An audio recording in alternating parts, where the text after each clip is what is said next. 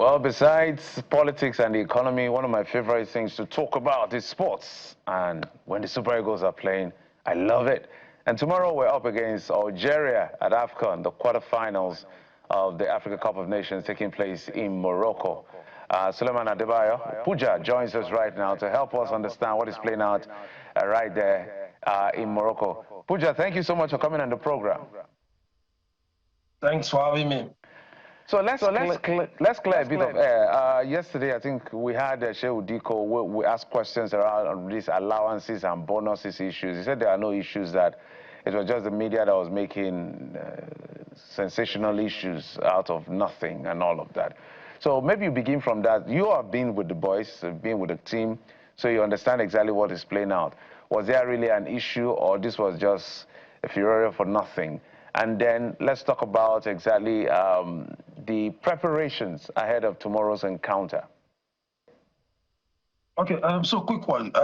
So there is a bit of issue, but it's a general issue when it comes to FX payments in Nigeria. You know, you have to pass through protocol, you have to pass through CBN, and of course, you know what happens to banks when it comes to foreign currency. So it's an issue with CBN in terms of delay. The money has been approved before the tournament starts. So the NLC chairman talking about Shehu Diko just came out to clarify the reason why it was delayed. Not that it was delayed because there was no budget for it or because it wasn't meant to be paid. So it's just a delay by CBN. And the authorities have come out to say it's because of the CBN FX policy. So the boys knew that. It has been relayed back to the boys. And of course, the boys are ready, you know, to face Algeria. They had their first training session yesterday after they came from Fes to Marrakesh around 2 p.m., around 6:30 p.m. They had their first training session in Marrakesh. We were there for 15 minutes based on CAF regulations, and we saw the boys, except Ryan Adebiyoshi, who is still recovering from injury. So in your view, from what you've seen so far, because we've psychologically, we are coming into this match from a good place. 9 points from the group stage, an emphatic victory from the last encounter, 4-0. So psychologically, we're better off, allow me to say that. But I always like to look at weak links that we need to watch out for. Algeria is not a team that is a pushover. Mozambique was almost like a training session. The boys were quite consistent. You can't take anything away from them. But you can't compare the encounter with Algeria against that of Mozambique. So talk to us about what you worry about in terms of weak links as far as this team is concerned and what we need to watch out for. You know, for Algeria, Algeria are enjoying the same kind of AFCON with Nigeria. You know, they are 100% record in AFCON already. They won all their games. You know, they are playing as well as Nigeria. You know, the recent history, they defeated us in the semi-final in the third place match in Egypt 2029. And that's the recent AFCON, you know, meeting with Algeria. For Nigeria, we just have to watch it. Thankfully, against Mozambique, we didn't concede a goal because we've been conceding goals, you know, under Eric Chow. You know, we considered like 21 goals since he came on board. And that's not a good start for a team who wants to win major tournaments. But good news, we had our first clean sheet in AFCON against Mozambique. Everybody was talking about Mozambique as, you know, weak link. But when you qualify for the round of 16 at AFCON, you're a big team. You can put it that way, because at the end of the day, you're one of the best 16 teams to qualify, you know, for the round of 16. So for Algeria, we just have to watch it. Our back is still very, because, you know, there are a chunk of experience that left that back line. Ekong retired. That's a big, you know, leadership quality. We have one of the best prospects when it comes to our back line. You know, Frederick Benjamin, you know, was injured as well, which of course was part of the team throughout the AFCON qualifiers and even the World Cup qualifiers. So we are now blending with the likes of Semi Ajayi and of course, you know, Kavi Bassi. But of course, we've done well. Our attack has been doing well in terms of, you know, Victor Osimhen, who has scored 3 goals as well. Lukman, who has scored 3 goals. You know, AFCON got his first ever, you know, AFCON goal at AFCON. So it looks like in the front, you know, we've we've adapted well and we are scoring well based on what everybody's talking about in terms of we have the best attacking lineup at AFCON. But at the back as well, we are still very jittery. But with that clean sheet against Mozambique, I think it's a good one going against a team like Algeria, who has not lost a game as well at this year's AFCON. Well, I saw a write-up recently, spoke about how Nigeria's been doing well in the competition, but there was a line that caught me deeply, Pooja, and I want you to speak to that line. And in that particular write-up, that write-up said that, Nigeria has an ability to self-sabotage. That was what the write-up said. And as much as there are other glowing things about that write-up, this part really caught deep. Nigeria self-sabotaging itself. We've seen the controversy around Victor Osimhen, Ademola Lookman, playing as a team or otherwise, even this bonus matter as well. So are these issues enough to contribute to that self-sabotage, or do you think it will fuel us the more to enter that match with anger and, of course, revenge for what happened in 2019 and give Nigerians something to celebrate? Well, I think, I would tilt, in that direction as well, because if you look at Nigeria, it's interesting that this, when we had the World Cup playoff in Morocco, we had issue about unpaid allowances, and of course, it cost us that particular, ticket because, of course, the players went on strike as well. And I think, we've had a very good AFCON already, and I think, the authorities, even the players, have to find a way to manage issues. I know Nigeria is not a perfect country. We had issues when they call us a country of particular concern, but we have to be very careful because psychology is big in football. And when it comes to psychology, this kind of unpaid allowances, issue with players in camp, issues with players on the pitch can actually affect players off the pitch. And then people believe that when players get to the pitch, that's when they play football. No, football is played even outside the pitch, which is called, we talk about psychology. So unpaid salary, paid allowances, and even to the point that indeed they have to come out to say if the authorities fail to pay, he will have to pay from his own pocket. That is not good at this point.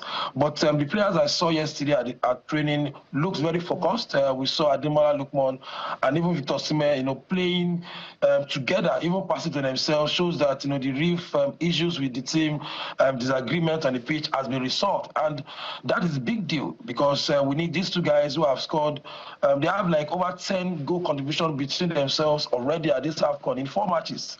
So we need them, and when it comes about self-sabotage, I think I would still to it. The issue is when the issue came out yesterday, Nigerians already talking about how we find a way to self-sabotage ourselves when it comes to these unpaid allowances, and I think that's why the NSC chairman Shehu Diko came out quickly to actually address the issue. But I think the authorities as well have to communicate well with the players. When there's issue with a delay when it comes to payment, tell the players on time so that no one in the team will feed the journalists and relay it back. And of course, you talk to a talking point. Now we want to pay Algeria, and we have issues to be discussed outside the main game tomorrow. That's not that's what we call distractions. So but I think the boys are focused. I think they want to compensate Nigeria in terms of winning the AFCON because they failed to qualify for the World Cup back to back. So let's see what will happen tomorrow. But of course, I would say we've self-sabotaged ourselves with the issues outside football that is affecting the real game that is going to be played tomorrow. Pooja, you just answered my question fully. I was going to ask how satisfactory Chairman Shehu Diko's explanation was about, the allowances of the players and how that impacts, on the psyche of the players. But let's look at, what seems to be more positive ahead of the games. Talk to us about the state of Echo Adams now. We heard earlier on about him having some personal issues and he had to withdraw from camp. Have those personal issues been sorted? And relatedly, what can you say would be your assessment of the introduction of debutants into the team for the AFCON? Okay, for AFCON, everything is settled. When his mom came to first, I think they had issues, health-wise. And, during that game against Mozambique, she was actually in the hospital. So we had at the mix zone, we had question with Akwa Adam, and he said, of course, his mom was in the hospital. So after the game, he was granted a permission to go, outside this camp to meet parents, to meet his mother, and thankfully, his mother has been discharged from the hospital and she's fine. And hopefully, we are going to see her in the stadium because he said against Mozambique, the ticket has been bought, cardigan has been bought for his mom to come to the stadium to watch him.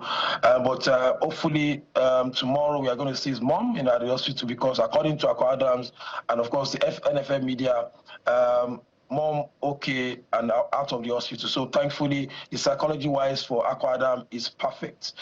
For debutant, I think we've not really introduced debutant because when it comes to big tournament like this, you don't have the luxury to actually, play in your new players. Against Uganda, Eric Choi tried to give, caps to some new players, the likes of Ryan Alibio Shu, played for Blackburn. He got injured in that same match, and of course he's still out, and he's not going to play against Algeria.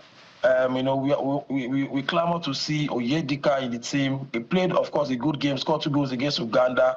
Not a debutant, but of course, he has not had that chance to play, under Eric Choi. He had his chance under Eric Choi. He came on against Mozambique as well. That means he played well against Uganda to have another round of few minutes against Mozambique. For the goalkeeping position, Uzo, played against Uganda. Of course, he has been out of the team for the past 3 years, back into the team. So we can say a fresh debutant because he has been out of the team for like 3 years. So you can't really have the luxury to test new players or debutant in this tournament because you need your team to play together and, of course, to win a major tournament. Yes, definitely. You don't have that luxury. Pooja, before we let you go, there are 2 questions I want to ask you. People usually ask prediction, but I don't want the prediction for this quarterfinal match. I want your prediction for the teams that will play the final. So I want you to skip the quarterfinal, semi-final, and go to the final. But on the flip side, I know you have a relationship with Victor Osimhen, and I mean, I think that relationship has earned you accolades and flags at the same time. I don't know if you had a conversation with him after what played out. What was that conversation like? What were the things he told you about the outburst, how he felt, and how he's feeling now? So 2 questions in one, Pooja. Okay, so let me talk about teams that will qualify for the final. It's obvious. I represent Nigeria. With my outfits, Ankara-wise. So it will be criminal for me not to put Nigeria in the finals.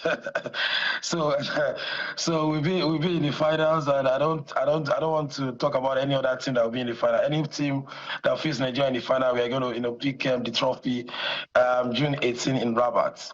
Talking about Victor Osimhen, immediately after the game, I had a conversation with him, and it's very simple. Immediately he told me, Pooja, the issue has been resolved even before the teams left the dressing room.